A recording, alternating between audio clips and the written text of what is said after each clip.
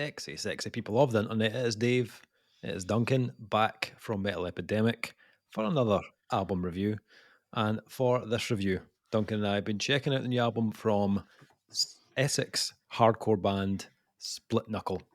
The band's new album, Breathing Through the Wind, is out January 12th on DAZE Records and Northern Unrest. Was that a cheeky wee whiskey you've got already? Hashtag New Year, New Me. Is it really? I got a lot for Christmas, man. So I like it. the old adage in Scotland is whiskey doesn't drink itself, Dave. Well, if it did, I would be upset. well, that's fair. That's fair enough. That's fair enough. Don't know what the drink. I don't know what the drink of Essex is. Something expensive. Must be. Possibly.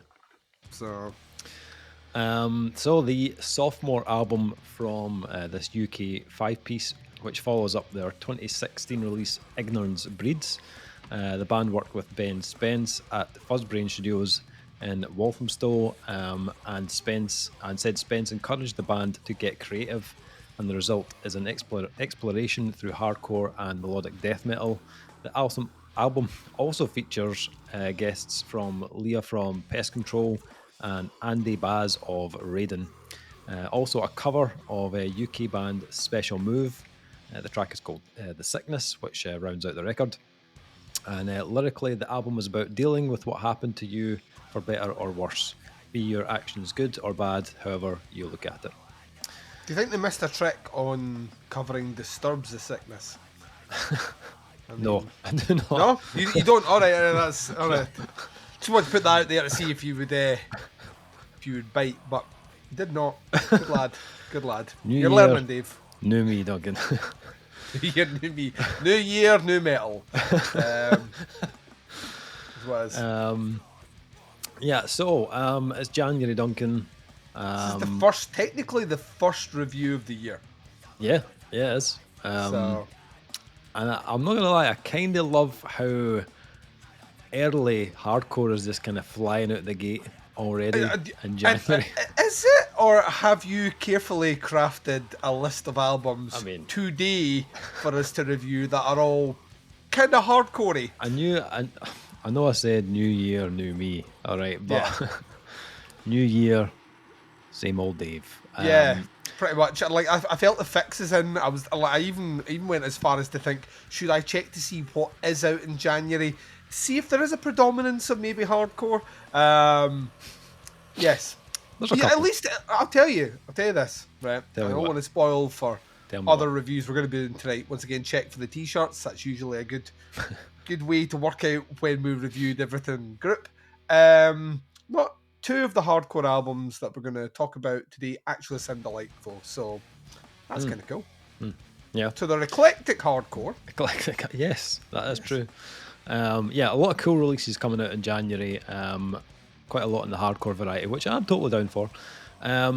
This one, I was sold on pretty early because as soon as I saw the mention of DAZE Records, I was already intrigued. Then I saw the album artwork and I was like, hello, hello merchandise. And, I need another t-shirt. My wife disagrees. And plus, with a name like Splitknuckle, I was like, there's no way I can pass up on this. Fucking great name. It's a great name. Yeah, and I'm glad I did because this fucking rips, Duncan. This is the type of hardcore that gets me hella excited.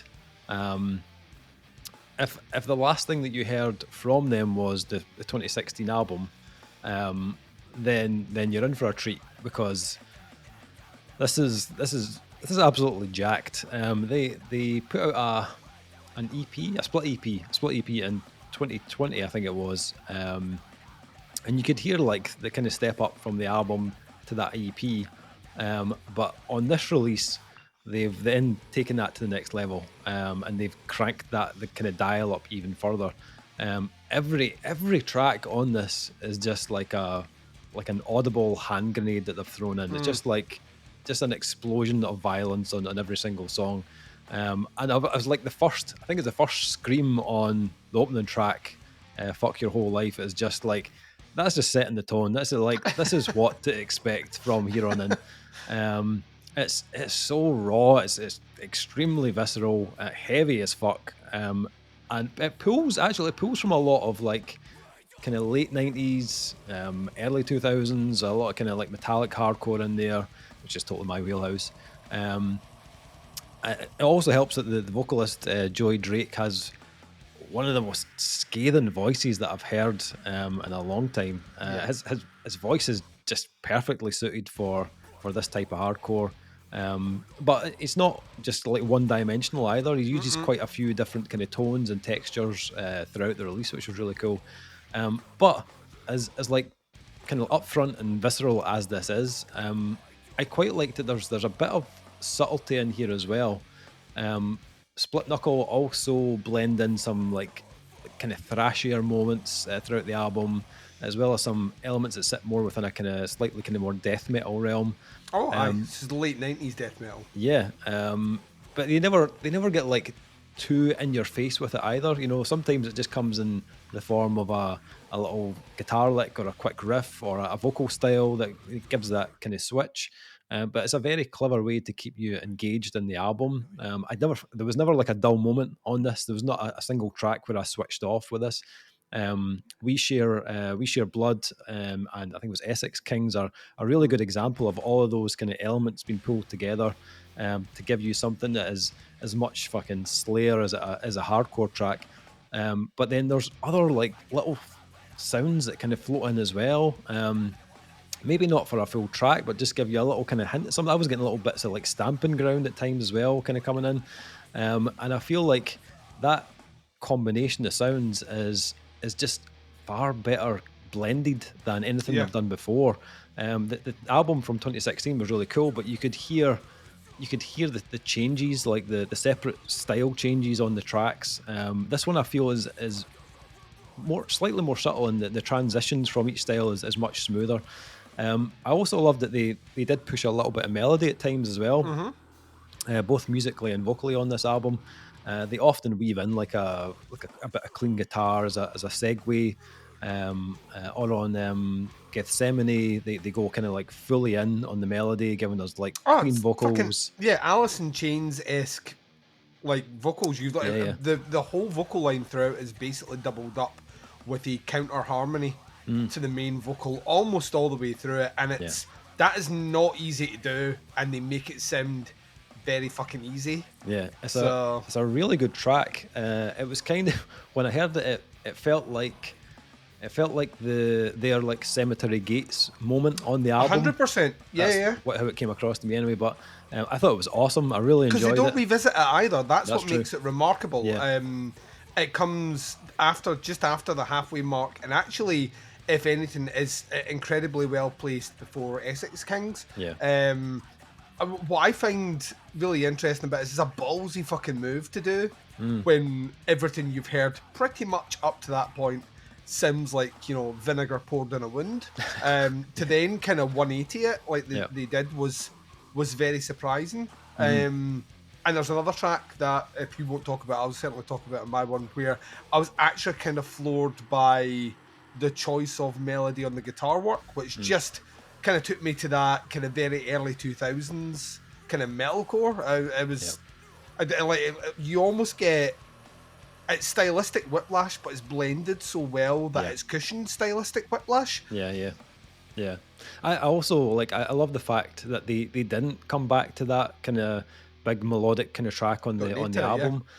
Sometimes you'd be like, oh, I kind of want more of that, but I think on this album it works perfectly as a one-off. I think it stands out more for that reason. They can do it whenever they want as well, which is evident from this. So that's an album choice, which once again will always get you brownie points for me when someone is constructing an album and saying, right, what is best for the album here is something that breaks up what we're doing and then writes a song to fit that, as opposed to writing 40 songs and then saying, well, here's a 12 strong list. What's the order? I don't know. Shove them on an album. I hate that. So same with there's a little sample of Rockin' You Eternally, which is like an old track. It appears at the end of track 9, Stay Keeping Count. And we've heard that idea of adding like a snippet of an old soul song done Yep. more than a few times in the last couple of years. Bands like Zulu that do it really well. But I'm glad Splitknuckle didn't overdo that as well, because I felt like something that is being done more often. But I like the fact they just kept it to one song, and they like just a little clip at the end, which was pretty cool. Ages your album. Like, I think that's the thing. Like, I think we're gonna, like, all those techniques in hardcore, deathcore, metalcore, death metal, all the rest. You can almost pinpoint within a 5-year mark of when an album comes out by the whatever was in fashion at the time. Yeah. And their one is surprisingly well done, because you remove the cover track off the end. It's actually a really good way to close out the album. Yeah, it absolutely is. They obviously finished off the album, as you said, with Special Moves the Sickness, which I think originally came out like 2008. And they've kept it like fairly close to the original. There's no huge kind of changes to the song, but it sounds much more up to date because of the more kind of thicker modern production. To be honest, unless you'd heard the original, you probably wouldn't know it was a cover, because it slots very well onto the album. Both bands share a bit of stylistic kind of DNA, so it doesn't stick out as being like a cover song or an odd track on the album. I thought it kind of flowed in really well. I really enjoyed this. I know this is only January, but I think this is the type of album that I'll come back to quite a lot throughout the year. It's got an absolutely ripping production on it. You feel every single dissonant breakdown, every snare hit of every track. I knew you were going to mention the snare. Yeah, the snare's fucking awesome. But more importantly, it has an album full of songs that are varied and thrilling enough to make you want to return to this time and time again. So yeah, I'm very impressed. It was my first time listening to Splitknuckle, but definitely a band I've got my eye on now, and I really enjoyed this album. What about yourself? What did you make it? So I listened to it today twice, all the way through. It's usually about par for the course for me. I'll listen to an album 2-3 times. The reason I listened to it twice, and it's no reflection on the band, I hate streams. I really do. I hate being tied to internet connection, and depending on what the platform of choice is for the stream, some songs automatically go into the next track. Some have a weird load time between tracks, and I never feel like I get the full experience of listening to something that's physically on my device, as hipster as that sounds.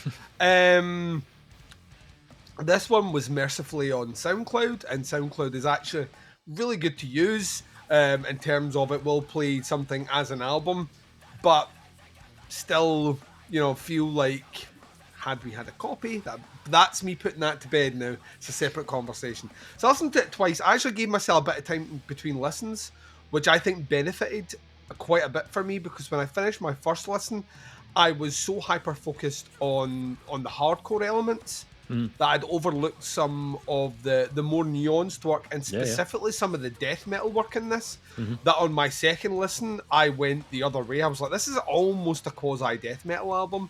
Like a kind of 90s death metal album with shades of hardcore.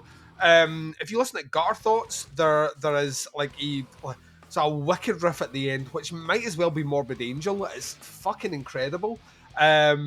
And by the time you get through a track like Sharpened Teeth, you're not that far off the realms of a Sanguisugabog.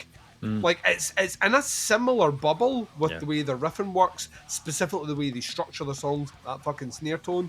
And it got me thinking, I actually think Splitknuckle could very, very comfortably play on a hardcore bill, on a metalcore bill, a deathcore bill, a death metal bill.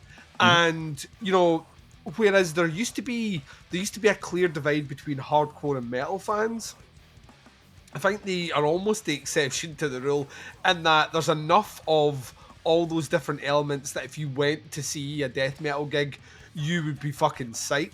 The same way like a band like Ingested straddle that realm of the kind of metalcore, deathcore, and death metal as well. They kind of fuse those elements in. So you're kind of like, it's versatile. First thing you mentioned was the production. I echo those sentiments. It has a rawness about it, which almost makes you kind of feel... it might make you feel on some level that the production's a bit lazy, like there hasn't been too much done to it. I would actually disagree, because the balance and the mixing specifically in mastering is flawless, and that when the guitars do switch to a clean tone, which they will do from time to time on tracks like Nothing Left to Destroy, the levels are all spot on right throughout those guitars. It doesn't drop out or become too loud. Vocally, the guy's got a fucking incredible voice, but once again, props to the guy behind the board. Very difficult to contain a tone like that, which will at one moment hit you without any level of tone. It's just pure venom. But he can comfortably switch into tonal screaming, and he's very fucking good at it. So Gethsemane didn't actually really catch me too much by surprise when he started singing, because his tonal stuff is on fucking point. Like the notes he's hitting within a pretty good range, and he's hitting them comfortably without sacrificing any of the savagery and the tones he's doing. I love, I'm not always one for enjoying the filler in between tracks, but I actually think they do it really well here. Masters of the long fade out on this album. Like, a fade out can last like about a minute for these guys, and then you get a combination of either kind of clean guitar playing with samples of whether it's Sims of War, clips from movies. There's a lot flung in here, and it really adds to the experience and the want to listen to this album as a package, as opposed to listen to a couple of tracks, come back. You want to listen to this in its entirety. Stay Keeping Count was the track I mentioned earlier on, where I kind of sat back and was like, I thought even at the end of Gethsemane I had a good feel for what the band had in its arsenal. I'd heard the melody, I'd heard the savagery, I'd heard the hardcore, I'd heard the death metal, I'd heard the melodic death metal, I'd heard all these elements, and they were perfect. And then Stay Keeping Count, which is technically the closing track if you remove the cover song, hits you with like right up kind of 90s metalcore. It's like these like full on clean, very very well placed guitar chords that give you huge bursts of melody, and it reminded me of like kind of on some level early 36 Crazy Fists or something, where you get the melody in the guitars but like just venom on the vocals. It's so fucking well done, like shades of things like Poison the Well, just like kind of just through there. They don't overdo it, they don't use it before, they never revisit it. And then leading into that kind of sample at the end, it works really well. The level of dexterity on the songwriting on this makes it incredibly Moorish. After the second listen, it's like I could probably kick out another one. I was like, no, you know what, I'm going to wait for it to be on my device, and then I'm going to listen to it to my heart's content. But I was kind of what I love hardcore, right? I don't love it as much as you, but I do love hardcore. I love its resurgence that we're getting. We are currently in a boom right now of late 90s, early 2000s death metal, late 90s, early 2000s hardcore, and late 90s, early 2000s punk as well. It's that 20-year itch. It's starting to work its way through. But I don't want it just to be, remember when music was written like this? Yeah. And it's one-faceted, and you can hear the one influence the band had.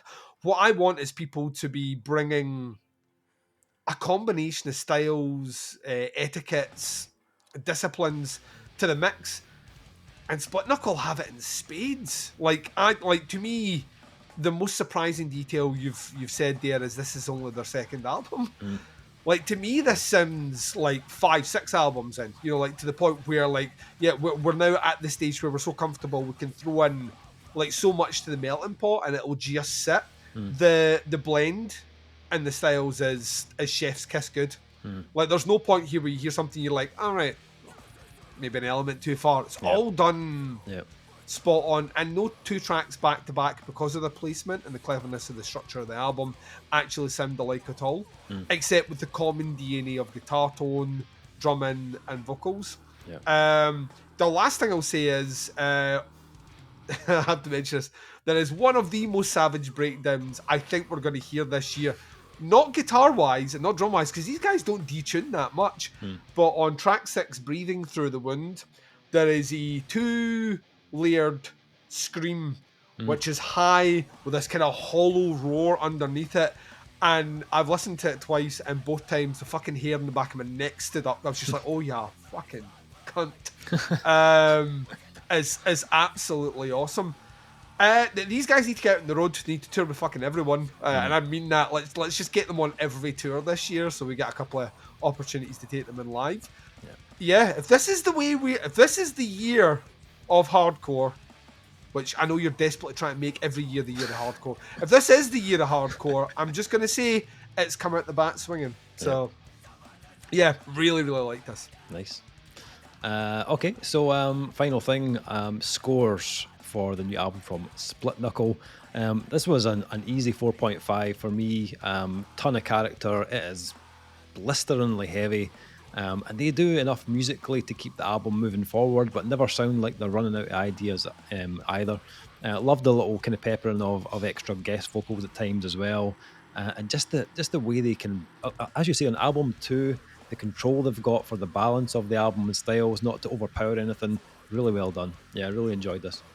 What about yourself? What's your score? Yeah, I'm the same as you. This is a 4.5. Nice. I don't think they're far from a 5-star album. I really, really, really don't. I think keep doing what you're doing, and I wouldn't, like, as your producer told you, like, just keep stretching, because everything you've touched here, you nailed. Yeah. Like you nailed it, like, flawlessly.